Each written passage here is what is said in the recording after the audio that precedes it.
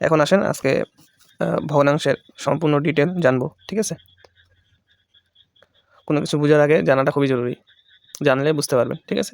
আগে ডিটেল জানবো, আশা করি জানতে জানতে সব বুঝে যাবেন, এরপর আর কোনো ভগ্নাংশের ক্লাস করতে হবে না, ঠিক আছে? দেখেন, ভগ্নাংশ হচ্ছে দুই প্রকার। ভগ্নাংশ দুই প্রকার। এখন ভগ্নাংশ যদি কথা বলি, যে কোনো দুইটা পূর্ণ সংখ্যার অনুপাতকে ভগ্নাংশ বলে। যে কোনো দুইটা পূর্ণ সংখ্যা হতে হবে, ঠিক আছে? পূর্ণ সংখ্যা বলতে আমরা যা জানি, হ্যাঁ, দুইটা অখণ্ডিত সংখ্যা। ধরেন এখানে 11 ভাগ হচ্ছে 23, এই দুইটা হচ্ছে পূর্ণ সংখ্যার অনুপাত বা পূর্ণ সংখ্যার ভাগ। দুইটা পূর্ণ সংখ্যার অনুপাতে হলো ভগ্নাংশ। এই ভগ্নাংশের ওপরে যে থাকে সংখ্যাটা, এটাকে বলে লব। মনোযোগ দিতে হবে, ঠিক আছে? নিচের সংখ্যাটাকে বলে হর। এটা হচ্ছে ভগ্নাংশ। এখন ভগ্নাংশকে আবার দুই ভাগে ভাগ করা যায়। ভগ্নাংশকে আবার দুই ভাগে ভাগ করা যায়। একটা হচ্ছে দশমিক ভগ্নাংশ,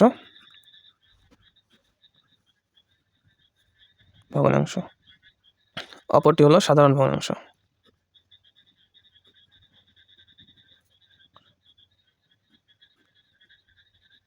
আচ্ছা, আজকে আমাদের টপিক হচ্ছে সাধারণ ভগ্নাংশ দিয়ে শুরু, ঠিক আছে? সাধারণ ভগ্নাংশ শেষ করার পরে আমরা দশমিক ভগ্নাংশ শিখবো আরেকটি ক্লাসে।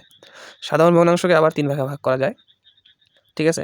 এখন সাধারণ ভগ্নাংশের বিষয়টা আমরা শুরু করি। আজকের টপিক আমাদের সাধারণ ভগ্নাংশ। সাধারণ ভগ্নাংশ,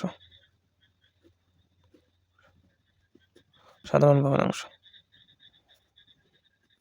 সাধারণ ভগ্নাংশ তিন প্রকার। সাধারণ ভগ্নাংশ হলো তিন প্রকার। দেখেন,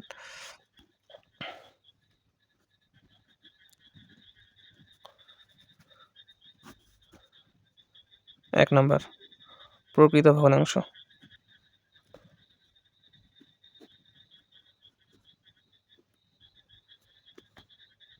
দুই নম্বর অপ্রকৃত ভগ্নাংশ।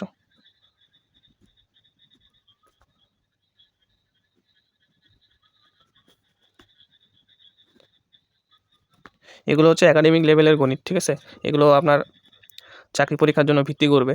আপনি নতুন ক্লাসের ছাত্র হন কিংবা চাকরি প্রত্যাশী যেই হন না কেন, এগুলো খুব মনোযোগ সহকারে দেখতে হবে, বুঝতে হবে, জানতে হবে, ঠিক আছে? আরেকটা হবে মিশ্র ভগ্নাংশ।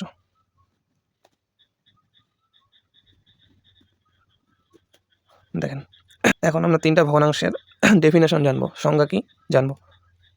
এর আগে আমরা উদাহরণ কিছু দেখে নিই, ঠিক আছে? আচ্ছা, প্রকৃত ভগ্নাংশের ক্ষেত্রে কিছু ভগ্নাংশ দেখাই।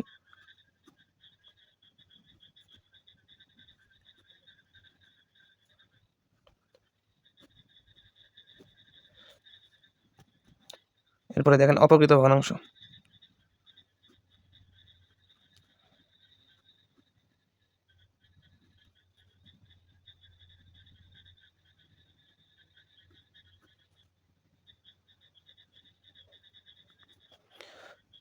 প্রকৃত অপ্রকৃত নাম শুনে বোঝা যাচ্ছে, হ্যাঁ, একটা আরেকটা বিপরীত সংজ্ঞা হবে এই টাইপের। এখন আপনি যদি লক্ষ্য করেন প্রকৃত ভগ্নাংশের দিকে, প্রকৃত ভগ্নাংশের লবগুলো, এগুলো হচ্ছে উপরের সংখ্যাগুলো হচ্ছে লব, লবগুলো, আর নিচের সংখ্যাগুলো হচ্ছে হর। আপনি লক্ষ্য করে দেখবেন প্রত্যেকটা ভগ্নাংশের লব ছোট এবং হর বড়। প্রকৃত ভগ্নাংশের একটাই সংজ্ঞা, লব ছোট হর বড়, এটা হচ্ছে প্রকৃত ভগ্নাংশ। দেখেন, তাহলে এটাকে আমরা কীভাবে সংজ্ঞায়িত করব? লব ছোট, হর বড়, হর বড়, ঠিক আছে? এরপরে দেখেন অপ্রকৃত ভগ্নাংশ, আপনারা বুঝতে পারছেন কী হবে। এখন লব বড় হবে, হর ছোট হবে।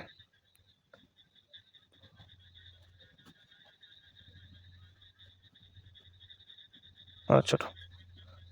এরপরে আছেন মিশ্র ভগ্নাংশ। মিশ্র ভগ্নাংশের যদি কথা বলি, একটি পূর্ণ সংখ্যার সাথে একটি প্রকৃত ভগ্নাংশ জড়িয়ে থাকবে।